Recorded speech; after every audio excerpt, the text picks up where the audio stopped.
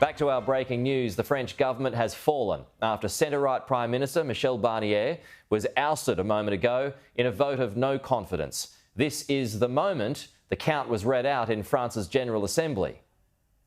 331 in favour. The majority has been achieved, so the motion of censure has been passed. No need for a second motion. The conclusion for the bicameral, the committee for the 2025 Social Security Finance Bill will be considered rejected. Given this vote, which was in conformity with Article 50 of the Constitution, and therefore the Prime Minister must tender his resignation to the President. Seems like he was expecting it too. Simon Tormey now, the Professor of Politics at Deakin University, joins us. Simon, good to see you again. It was always going to be a wild ride here, wasn't it, after we last spoke, as these various coalitions ganged up against Michel Barnier. But what are your thoughts on this moment in history? Yeah, well, it's very worrying times in France. The vote wasn't particularly close. I mean, we've just had the result. It was 331 versus 288. So 43 votes separating Barnier from the continuation of government. And that's a lot. So I think we are going to enter now into a period of real uncertainty. One falls short of saying chaos, but certainly there are going to be demonstrations on the street. The markets are going to react quite shortly.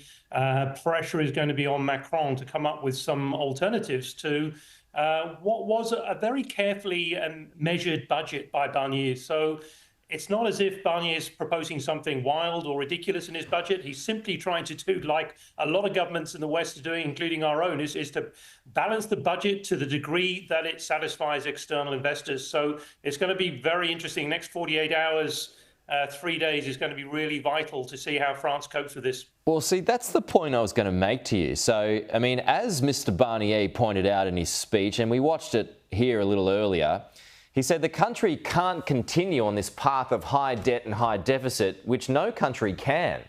So what else can be done other than less spending and higher taxes, which is what he was proposing, right? Well, absolutely. It's a very centrist budget. And what he's trying to do is to negotiate with Marine Le Pen's party, National Rally. He's looked to the centre-left for support. But the problem is, Peter, is that there isn't enough kind of political impetus behind supporting Barnier. So, of course, Marine Le Pen is looking forward to the presidential election, and she wants that sooner than 2027. There are good reasons why Marine Le Pen, to do with court cases, she would love for Macron to resign and for the presidential election to be called. And on the centre-left, they just don't see any reason why they should go along with a kind of small A austerity budget. Their support is built on supporting social security, very generous subsidies for French citizens and so on. And they just, the problem is the political calculus, Peter. There aren't enough people there who are kind of willing to come to the party to keep a centrist government afloat. So you mentioned there Emmanuel Macron, the president. How much pressure is on him now to keep it all together? Well, a lot of pressure. The one thing he can't do is dissolve Parliament. So we've had the elections. He's stuck with this Parliament now until June next year. So it's not an option for him to sort of take the ball home and say, well, we're going to start again. He has to work with this Parliament to get through budgetary measures, to pay state employees, to keep the show on the road. So this is going to be a moment where he kind of has to flex his political skills again. My hunch is that he's going to kind of bide for time. He knows that June next year he can have some fresh elections.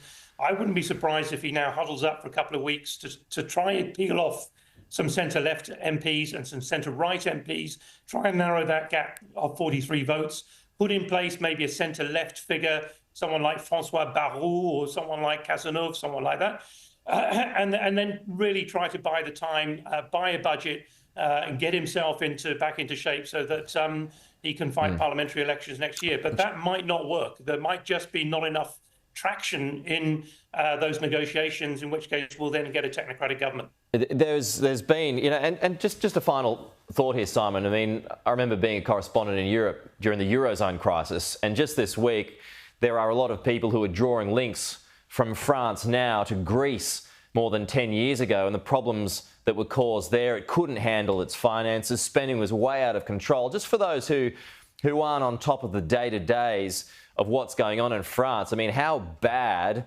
are things when it comes to its spending and its budget and just the political picture there right now as it continues?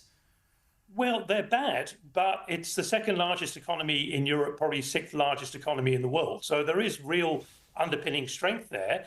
But the problem is precisely that it's the second largest economy in Europe, where Germany as well is also flatlining. Italy's not doing very much better.